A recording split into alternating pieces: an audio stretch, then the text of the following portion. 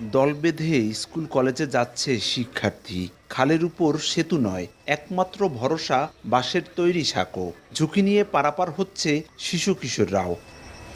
মাদারীপুরের ডাসার উপজেলার নবগ্রাম ইউনিয়নের শশীকর চৌমোহনী এলাকার এই চিত্র দীর্ঘদিনের। এক পাশে পাকা সড়ক, অন্য পাশে কাঁচা রাস্তা, মধ্যখানে নেই খালের উপর কোনো সেতু।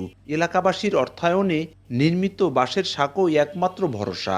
প্রতিদিন এই সাঁকো দিয়ে 1 থেকে 1,500 মানুষ যাতায়াত করেন। কৃষিপণ্য পরিবহনে ভোগান্তি পোহাতে হয় চাষিদের।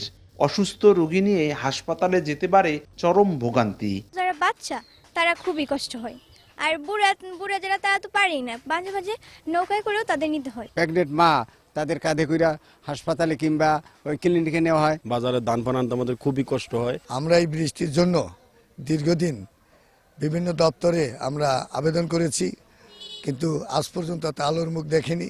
সেতু নির্মাণে দ্রুত ব্যবস্থা নেওয়ার আশ্বাস এলজিইডির। আশা করি আগামী 4-5 মাসের ভিতরে এটা বাস্তবায়ন প্রক্রিয়া যেতে পারবো।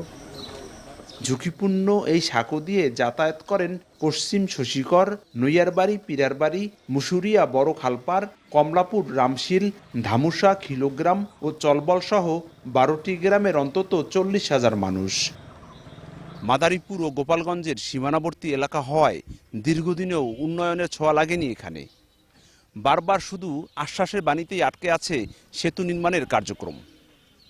তবে কি কখনোই আলোর মুখ দেখবে না এই সেতু নির্মাণ?